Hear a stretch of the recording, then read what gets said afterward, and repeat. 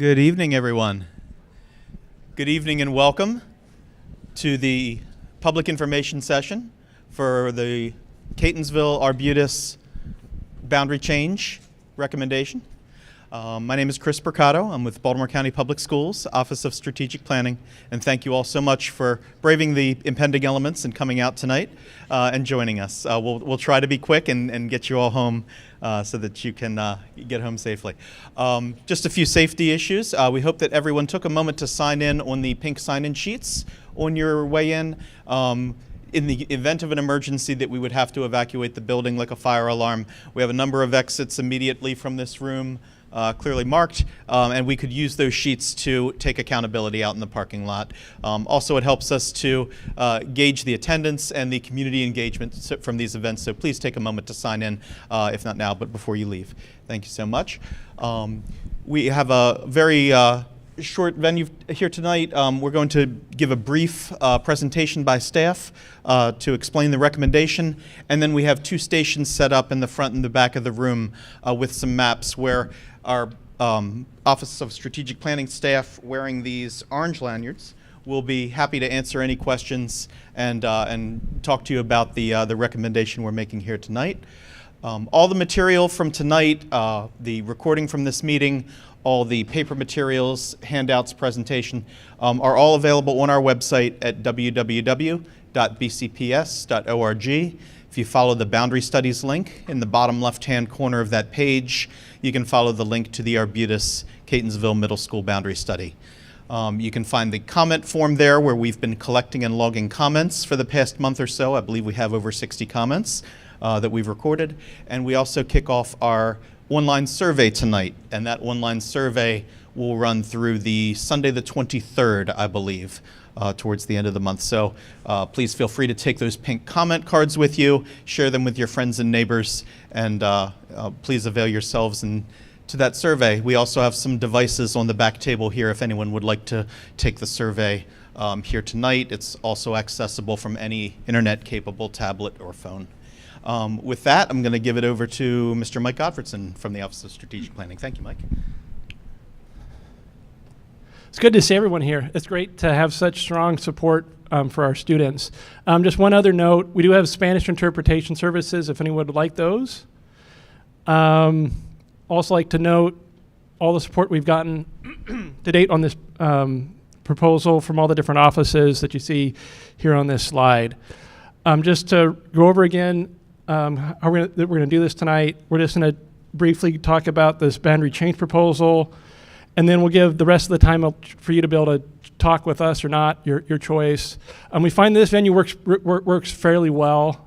Sometimes people like a more traditional public hearing. We find that these work a lot better when we have the stations and we can talk to you face to face. So if you have questions, we can answer them face to face. If you have concerns, it kind of works a little bit better than trying to talk in front of a whole group of folks.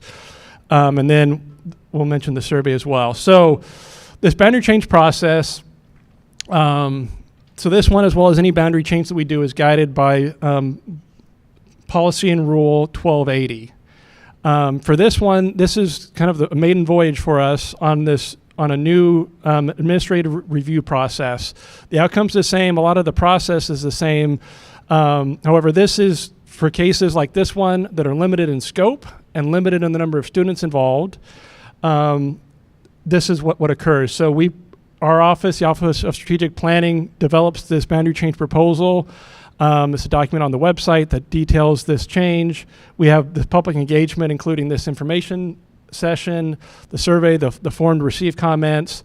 We then make a recommendation to the board, who then makes the decision, and then finally the change will be implemented. Just to give you a sense of the timeline on this, so we have our information session tonight.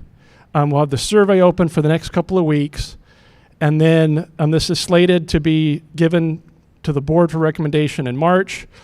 The public hearing will occur in April, and then the board would then make a decision in May, and then implementation for the following school year.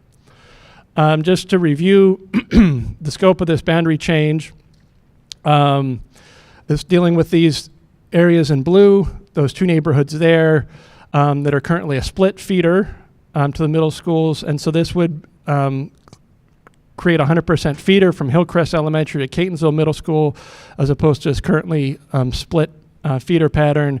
This would also improve transportation pedestrian patterns for those neighborhoods as well. And the implementation would be this fall. Just to show how what these maps work. So the red lines throughout there are the different elementary school boundaries. The blue dash lines are the 2 affected neighborhoods. And then the bold colors, so this pink is Catonsville, and the green is Arbutus. And so this just cleanly shows what the recommendation would be, just moving those 2 neighborhoods from Arbutus to Catonsville. This shows the impact on building utilization. As of this last year, there were about 21 students in this area. So simply, you're just taking 21 from Arbutus to Catonsville, and you see the resulting change in building utilization there. This looks at that change as well with projected enrollments.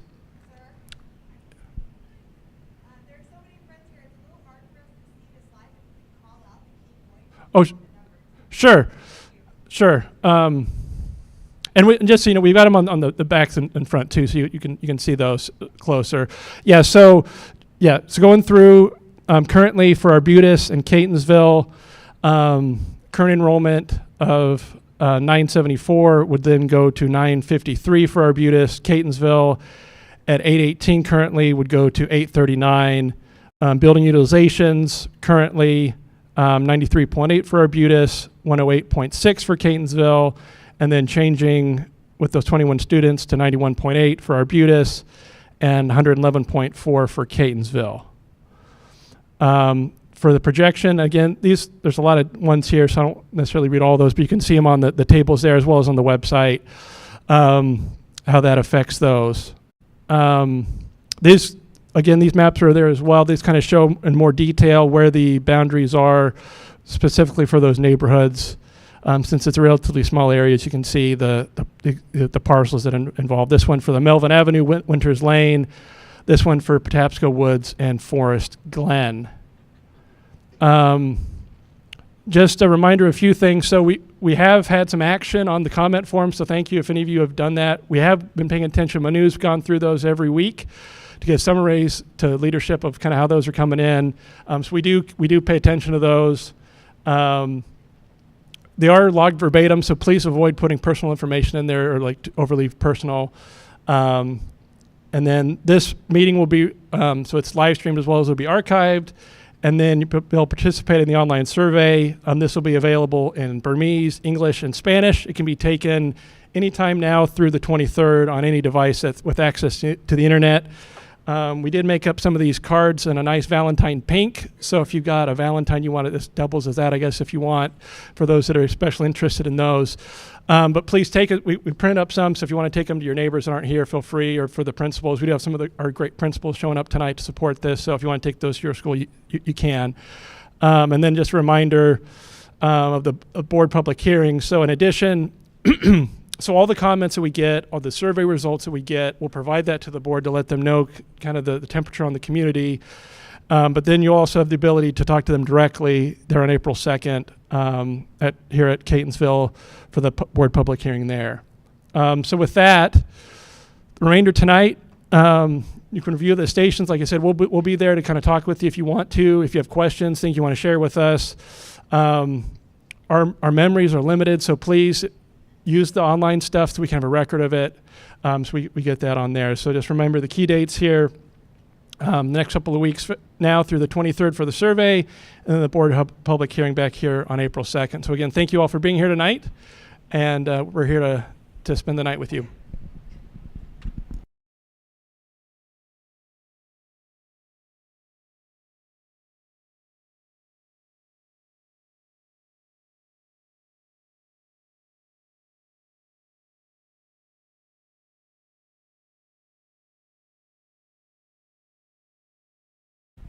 So for the rest of the evening, what we're going to be doing is interacting with you.